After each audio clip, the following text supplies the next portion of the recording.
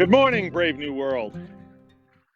Here it is, the 9th of March, 2021, and I'm able to show you something today that tomorrow it won't have the same impact as it will today. So I wanted to show it today because I came out and looked at it and I thought this is going to be worth watching, and maybe I'll be able to show it to you in a couple of days, maybe a week. But it's supposed to be 50 today, so we're going to lose summer before last. Actually, the summer before last in rye. And then last spring, when it came up, no, I planted it the fall before last. Fall before last. So it was a year ago last fall I planted this. And when it came up last spring, I put 3 pregnant sows out here to have their babies.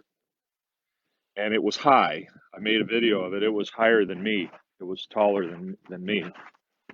But before we'd done that, we actually had green growth out here before we did out on the chicken field. So we put chicks in here, give them something green to eat. And we were able to move the length of this field. It's a small field. It's 100 by 100 feet. And once we moved the length of the field, that was it. It was too high. We couldn't move the tractors through it anymore. We would have had to mow it, and we didn't want to do that. So then when the chicks came off, shortly after that, we put the sows out here, and they farrowed out here, and they ate all of the rye down, all the grass and the stalks and the heads, and all that would have been left out here then was the chaff, I guess you'd call it. It looked like straw. It looked like brown straw, and we were going to plant it again, like we've done so many times, but we wound up rototilling it, and it wasn't something that I actually planned on. It's one of my sons did it.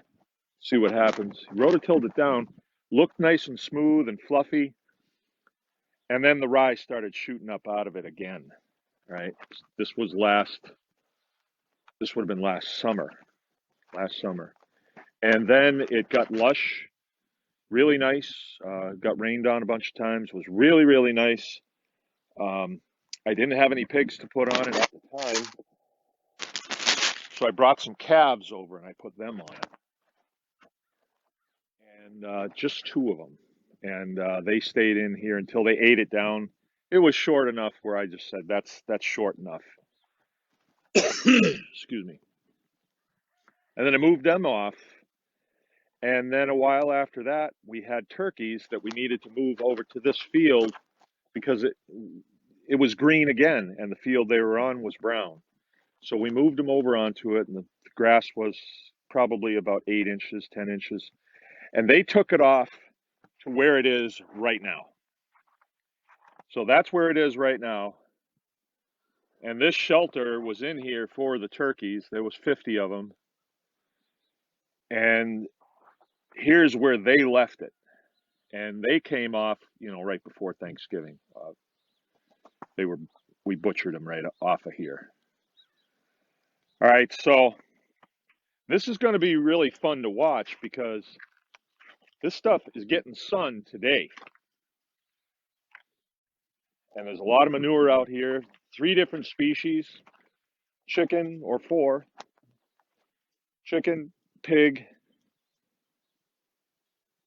calf, and turkey. Oh, look at there, there's a piece of wire.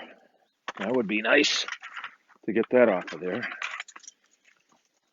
So my plan for this is I'm going to get that shelter off, and then we'll just wait until this grows, and then I have some feeder pigs over on field number 1 over there. See that? You can see a couple of them. They have a shelter in there. I might bring their shelter down. This shelter is not stout enough for pigs. They would tear it apart. So I might bring theirs over. That's a steel shelter. And that's really made for in here. I can move that around. with the front end loader, and they can't destroy it. So I may bring them over here when this is. I want to let it. I want to monitor it and see just how high it gets. Last year, no joke, it was over my head before it headed out, and it was this thick you could hardly walk through here. Now this field was sand when we moved here. It was sand, I'm telling you. And so we've gone through this process, I don't know how many times, of growing something in here and then turning pigs into it and letting them eat it, manure back, urinate back to it. And then we take the pigs off.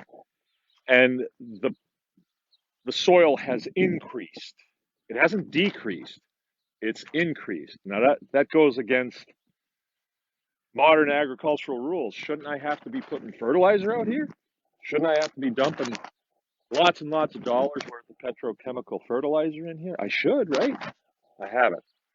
I'm getting a lot of stuff for free here. In all this snow that's on here, there's a whole lot of nitrogen. I didn't pay for that. I got that for nothing. And then this sun that's coming down right now, warm in the back of my neck right now, which I really appreciate. I didn't pay for that either. All the moisture that's out here, nope, I didn't pay for that. So I'm getting a pretty good deal on this, and I should suppose that if we went through here and we dug up, there's 10,000 square feet out here, so if we dug up about a square foot and did a weight on it of usable forage, I'd say we'd get between 5 and 10 pounds. So if you do the math on that, there's a lot of forage out here for the pigs that I'm going to put on this, a lot. And what's neat about it is it seems to be self-seeding itself. And, the seed that I bought for this, I have no idea where it came from. I have no idea. It could have come from a different state. Who knows? You buy it at the co-op, they don't know where it came from. But now, I got to rest my arm because this is profound, really. It really is. But now the seed that's being produced on this field is from this environment. And it's adjusting itself to the climate here, the soil here, the amount of sunlight it gets here, all those things. It's adjusting itself to that. There's another thing too. This is pretty wild, but the plants can sense the trajectory of the soil. How about that? They know where the soil's going, and they're preparing to thrive in that soil. How do you like that? Well, you can't prove that. No, I guess I can't, and I'm not gonna waste time to do it. I'm just telling you that's the way it is, because this whole ecosystem here is way more durable than we give it credit for. We think that, gee, without us, I don't know. I don't know if it would do very good, but that is the furthest thing from the truth. And we're finding that the way to do this is to work with it and understand it and then help it where we can. How do we do that? Well, the plants are here. What eats the plants? The animals, and then we eat the animals. So I can't come out here and eat this. Maybe I could harvest the rye off of it and I could make a rye soup or something. But really, we're finding out that grains, they're not really intended for us to eat. It was sort of a war measure that we started eating a lot of grains the way we did. A lot of our health problems come from eating too high a concentration of grain. So, yeah, I think this is pretty neat, and we're still taking a lot off of here as far as pig meat and calf meat and turkey meat. We're taking all that off. So there's nutrient that they're taking, and then we take that off. But then it regenerates, and it's regenerating faster than we can take it off. That's the wild part of this. That is really amazing when you think about it.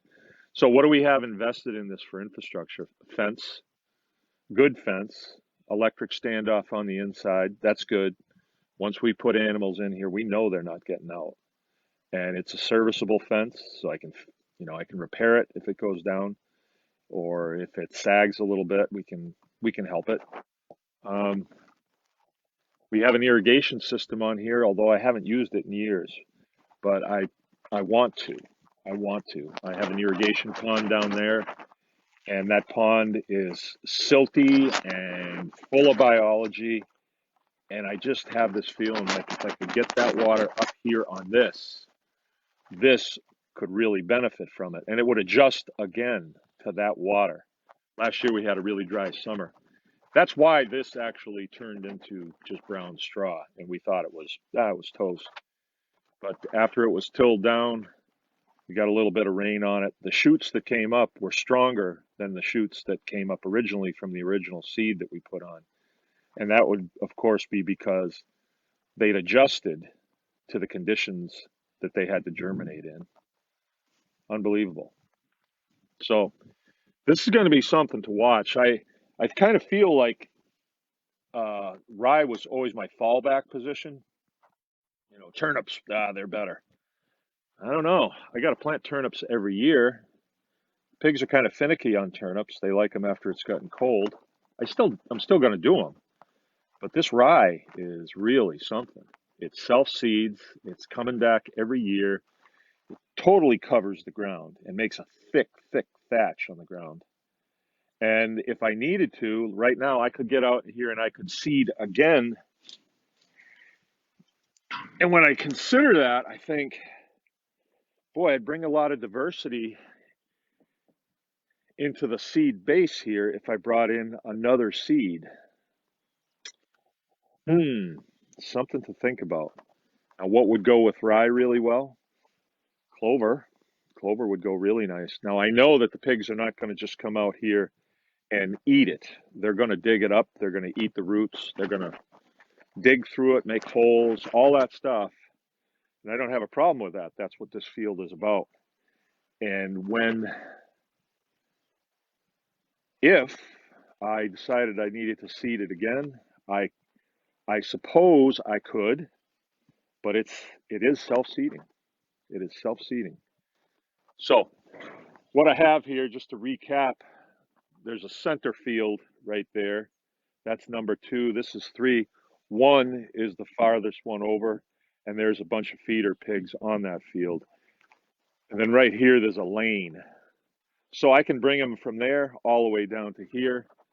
I don't have to transport them. All I do is just pull gates. So I open the gate down there, open the gate down here. If there's green material in here, they'll find it. And then at some point, I'll bring the tractor in and I'll move their shelter down. And for pigs, one thing to remember is pigs become attached to their home, their house, their beds, right? So once I move that down here, they'll be thinking, oh, this is where we're staying now. And they'll be fine with it. They won't have a need to go back there. And then I can get in that field. I can smooth it out. I can plant it with whatever I want. And I have a bag of field peas, so I'm sure that's what I'll probably do. But I want to let this get up and going before I think about any of that, because I want them down here so they're out of my way. Once they're down here, I can shut this gate, and then they're on this field, and those 2 fields are open. I can get in on them and do whatever I want to do. All right, so I thought this is pretty cool. I'm excited about this. And I mean, I've been doing this for a lot of years, this particular process of planting rye, harvesting it off. I've been doing this, and every year that I do it, I discover something else presents itself and makes me think that maybe I've only scratched the surface of it. Maybe I'm at the end. I don't know. Remember, anyone can farm.